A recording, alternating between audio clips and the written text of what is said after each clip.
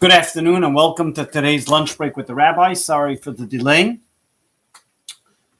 Today is Thursday, September 17th. We're getting closer to Rosh Hashanah.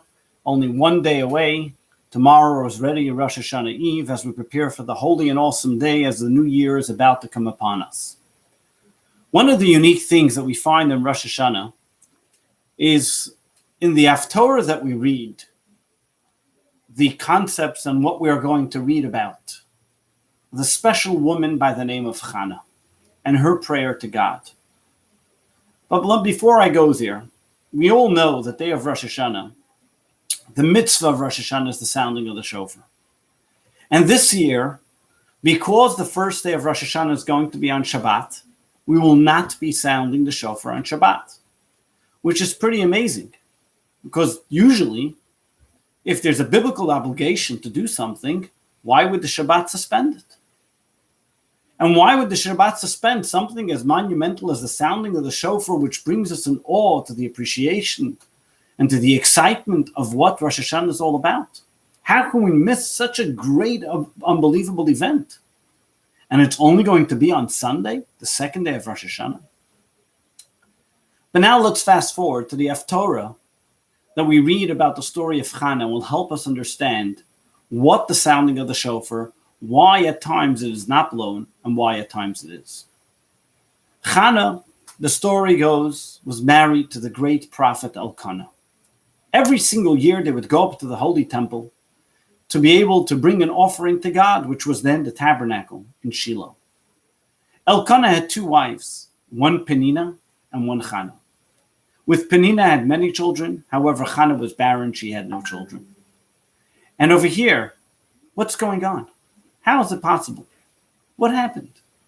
And finally, one time Chana said she doesn't want to go up to the holy temple. She's saddened. Why? She does not have any children. Elkanah is upset and says, am I God who's the one that decides who should have children, who should not? But she decides that she's going to go to the holy temple. And she goes into the tabernacle and she begins to pray. And when Eli, the high priest, sees her praying, looks at her and says, are you drunk? Because she was mumbling words to herself as if she was talking to herself. And she said, no, I am praying to Almighty God as my heart is broken. And with that she prayed. And her prayers were answered, and the following year she was blessed with a child. She didn't just pray for a child, but she prayed for her child to be righteous and dedicated to God. And not only was her prayer answered that she had a child, but she also had a child who grew up to be Samuel the prophet. Now think of this. Our sages tell us, do you know the most important prayer that we do every single day is the prayer of the Amidah. The prayer of asking God for all our special needs is done quietly with our feet together, like mumbling to ourselves, mimicking exactly the way Chana prayed. In fact, the sages in the Talmud learn from Chana how we are meant to pray the Amidah. Now, why would we learn from Chana? There are so many other great people who prayed. And why this mumbling, talking to ourselves? What was Chana really saying? What was in her heart? And if we look to the following year when Chana returns to the Holy Temple and she sees her son Samuel the prophet indulge, and the young boy being so enthusiastic about the Judaism and celebrating spirituality, and he's a Nazarite, all the wonderful things that she sees, she turns to God and says, this is the child I prayed for.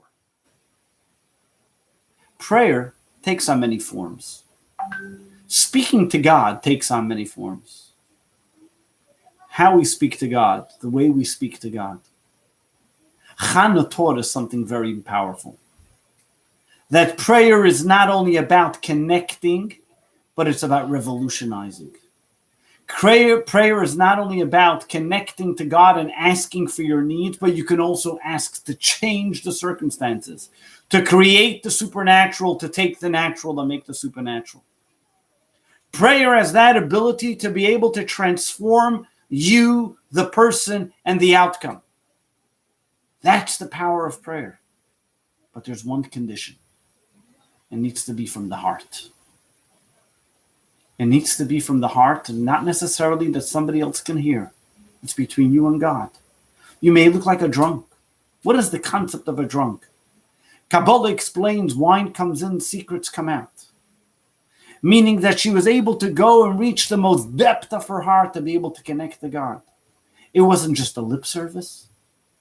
And yes, that is why the rabbis learn all the laws of prayer from Hannah, because she was a person who depicted the concept that it's not a lip service, it's a service from the heart. It's a difficult concept to cultivate, to connect, and to revolutionize. And here this brings us back to the sounding of the shofar. The sounding of the shofar, you hear sounds that are there to inspire you. The tekiah, which is the long sound, the shavarim, which is the broken up pieces, and the teruah, all the smaller sounds. And each one of them is symbolic, whether it's a symbolism of crowning God as our king, or it's a symbolism of crying from the heart, but there are sounds. Imagine when you're in absolute awe, and you try to say something, and then there's nothing that comes out.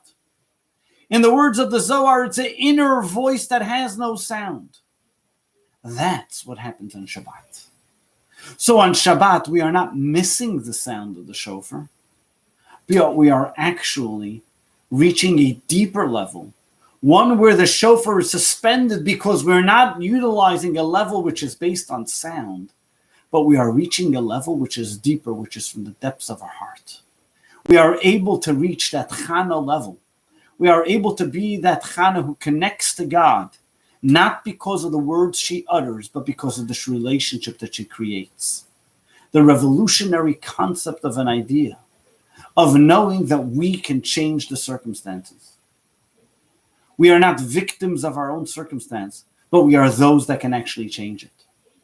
This is exactly what the message of Rosh Hashanah is all about. Rosh Hashanah is 2 days, one long day, where we ask and petition of God to answer our prayers. But at the same time, we also crown God as our king, giving him a responsibility to his constituents. As Chana taught us, we can not only ask of God, but we can also demand of God, and we can also make a change. We should not sit back and say, "Oi, look what I am. This other woman has plenty of children. I am nothing. What am I? How am I going to do it?" And sit and complain that I'm a victim, and therefore get this and that and the other, and I can have so many people feel bad for me. But that doesn't change the circumstance. If you want to change the circumstance, you need to get up, you got to go to the Holy Temple, you got to pray to God, make that connection, demand for a change, and then you will see a change. You will see an outcome. You will see fruits of your labor. You will have a Samuel the prophet. El Hanar Hazeh Ispalolti. It is for this child I prayed for. It is for this child that I connected with Almighty God. It is with this child that I see my victory. I have seen that I can take the natural and make it the supernatural.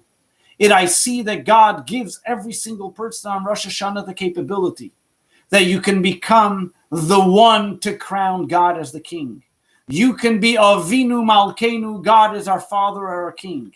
He is just waiting for us to say, yes, I want to be your constituent. I want to make a change. I want to bring effect into the world. I want to be able to see creating better and happier people in this world. This is what the Torah is telling us. This is what Rosh Hashanah is all about. We read this in the story of Hannah. We see this in the story of the Torah of Sarah, where she had a little disagreement with her husband Avram about the future of her child Yitzchak. But she was connected. She saw the source. She prayed. She realized that we cannot accept the status quo. She realized that we have to be able to stand up and change the facts, change the ground, and be able to become supernatural. This Rosh Hashanah, as we are 1 day away from Rosh Hashanah, I empower you. And as we empower together, don't just pray to God. Connect and make from the natural supernatural. God bless you. Have a wonderful day. Wishing you a Shana Tova, a happy and healthy, sweet year. May we all be inscribed and sealed in the book of life, health, happiness, and prosperity. See you tomorrow at 1 p.m. God bless.